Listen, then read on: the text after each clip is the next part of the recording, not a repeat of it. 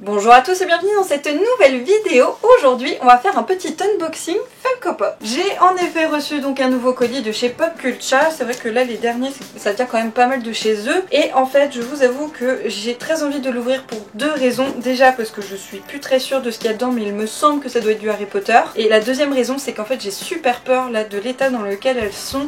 Parce que quand on m'a livré le colis, déjà le facteur je crois qu'il a failli le faire tomber tout simplement. Je sais qu'à l'intérieur c'est pas très bien protégé.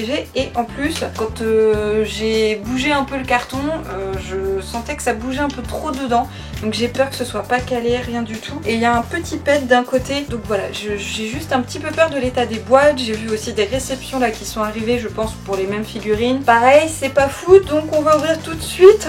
Trêve de suspense. Et bah dis donc, je suis mauvaise langue parce que ils ont protégé un petit peu. Il y a du papier journal. Ça faisait des lustres que j'avais pas reçu de colis avec du papier journal, donc je sais pas pourquoi j'ai eu l'honneur d'en avoir.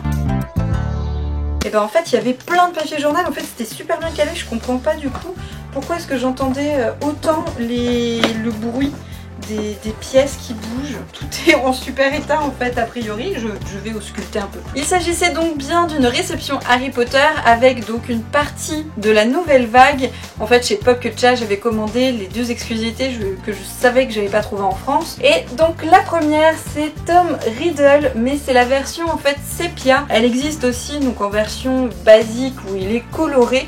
Vous voyez un petit peu là sur l'illustration. D'ailleurs au passage je vais vous montrer un peu à quoi ressemble la nouvelle vague. Donc en fait il y a Nick quasi sans tête, il y a Gilderoy Lockhart. On a aussi Harry, Ron et Hermione qui sont en cours de botanique. Une Ginny Weasley, il me semble qu'elle est en fait avec le journal. Et évidemment donc le Tom Riddle en normal et en sépia. Ce n'est pas une chase, c'est juste une exclusivité. Donc en sépia, moi j'aime bien, je trouve que les effets sont assez cool, d'autant plus que là le sépia fait un petit peu souvenir comme on voit en fait Harry, notamment quand il va dans la pancine, ce genre de choses.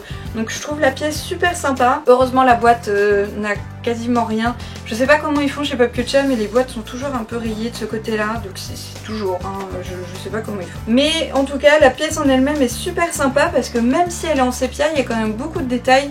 On voit bien le blason, la cravate, il y a vraiment un peu tout là, ouais, la veste, la baguette aussi est là. Donc pièce super sympa. Et la deuxième pièce qui n'était pas à l'arrière de la boîte de Tom Riddle mais qui existe bien là dans cette nouvelle vague, c'est la basilique. Et celle-là elle est franchement super sympa, elle est énorme et elle est très lourde. En fait elle est pas si grande que ça mais elle est très lourde. Je suis juste super contente. Voilà, elle est trop belle. C'est vraiment pour ce genre de pièces où je regrette de pas ouvrir mes boîtes parce que j'aimerais plus les voir. Mais heureusement j'ai vu en fait plein de photos de plein de gens qui les ont reçues là parce qu'on les a tous reçues en même temps. Et du coup je sais à quoi elle ressemble, elle est très belle, donc je suis pas obligée de l'ouvrir, tout va bien. En tout cas la boîte va bien aussi. En fait je me suis rendu compte que ce que j'entendais c'était cette boîte là, en fait le basilic bouge un tout petit peu à l'intérieur de sa boîte et du coup en fait c'était ça que j'entendais, que j'avais l'impression que c'était du coup pas bien calé.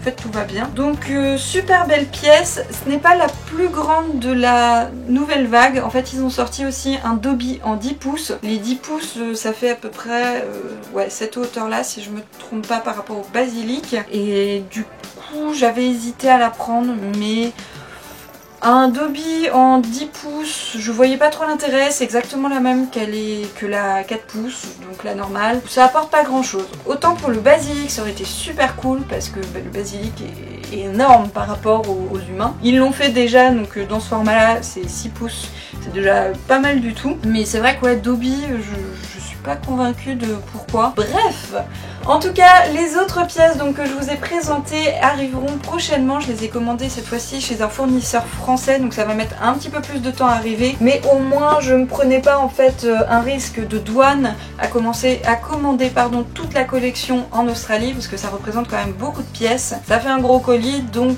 il y a plus de risques forcément. Voilà, du coup, le basilic, puisque je vous l'avais pas montré du coup sur son illustration. Et les boîtes d'ailleurs de cette nouvelle vague sont super sympas avec le côté journal, gazette. Je trouve ça assez cool. Ils en ont fait plusieurs versions selon un peu les films. Et là je trouve la version de cette vague là assez sympa. Voilà, du coup c'était une toute petite réception, mais c'est deux belles pièces quand même là de la nouvelle vague Harry Potter. Donc elles vont aller rejoindre mon mur.